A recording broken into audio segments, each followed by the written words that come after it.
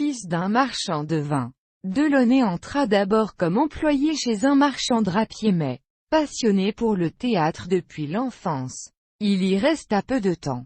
Sur le conseil de Montval, régisseur du gymnase, il alla voir le célèbre Provost, qui, après l'avoir entendu, le fit admettre dans sa classe au conservatoire en 1844. Tout en continuant ses études, Delaunay obtint de jouer au gymnase, en mars 1845, un rôle dans une pièce d'Arvers, Les Deux Césars. Il y passa inaperçu, la pièce tomba, et au mois d'août il obtint un accessit de comédie au conservatoire. Delaunay se mit alors à jouer dans des théâtres de la banlieue. L'acteur Bocage, qui l'entendit par hasard à Montmartre, lui proposa d'entrer à l'Odéon, dont il venait d'être nommé directeur. Bien que les appointements qu'il lui offrait fussent dérisoires, Delaunay s'empressa d'accepter. Le 25 novembre 1815, le jeune homme débuta au Second Théâtre Français dans le rôle de Démis. Il y créa successivement, le 3 mars 1816, L'Oncle de Normandie, une spirituelle comédie de Méry Lafon. Le 20 du même mois L'Ingénu à la cour, de Mazères et Ampis et, le 3 novembre suivant, L'Univers et la Maison, pièce en 5 actes et en vers de Méry, qui le mirent en lumière. Il ne réussit pas moins dans l'ancien répertoire. Théophile Gautier écrivait alors, « Un jeune homme inconnu, nommé Delaunay, s'est révélé subitement le jeune premier le plus accompli de Paris. Il a du feu, de la candeur, une voix nette et mordante, toutes les qualités de l'emploi. Ces qualités lui valurent d'être engagé, comme pensionnaire à la Comédie Française, où il débuta, à 22 ans, le 25 avril 1848. Il fut très applaudi dans l'école des maris. L'école des femmes, surtout dans Dorante du Menteur et le Chevalier du Distrait. Dès le 1er avril 1850, il était nommé sociétaire. Depuis cette époque, pendant 36 ans, Delaunay tint avec un éclat persistant l'emploi des jeunes premiers à la Comédie Française, à laquelle il resta fidèlement attaché, malgré les offres brillantes qui lui furent faites à diverses reprises pour jouer ailleurs.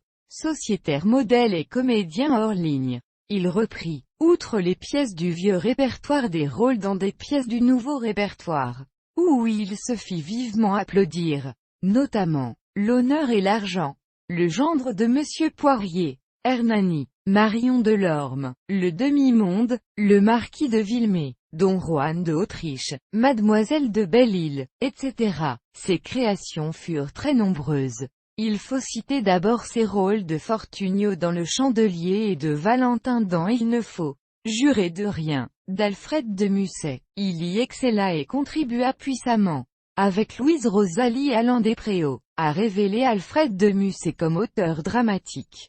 Parmi les autres pièces qu'il a créées, il faut citer L'Aventurière, d'Augier, 1848, Ulysse, de Ponsard, 1852, Le Cœur et la Dot, de Malefille, 1852, La Joie fait peur, par Delphine de Girardin, 1851, La Fiamina, de Mario Huchard, 1857, La Considération, de Doucet, 1860, Le Fils de Giboyer, d'Augier, 1862, Jean Baudry, de Vacquerie, 1863, Maître Guérin, d'Augier, 1861, Le Lion amoureux, de Ponsard, 1866, Le Fils, de Vacquerie, 1866, Paul Forestier, d'Augier, 1868, Les Faux Ménages, de Bailleron, 1869, Jean de Thomeray d'Augier et Sandeau, 1873, Le Sphinx, de Feuillet, 1877, Daniel Ocha, de Sardou, 1880, Le Monde où l'on s'ennuie, de Bailleron, 1880, Mademoiselle du Vigan, de Simone Arnaud, 1883, etc. En 1886, il créa le rôle de Racine dans l'à propos, intitulé 1802, écrit par Renan au sujet de l'anniversaire de Victor Hugo. Bien que son talent n'eût pas faibli, Delaunay, après avoir passé 38 ans à la Comédie Française, se détermina à quitter le théâtre.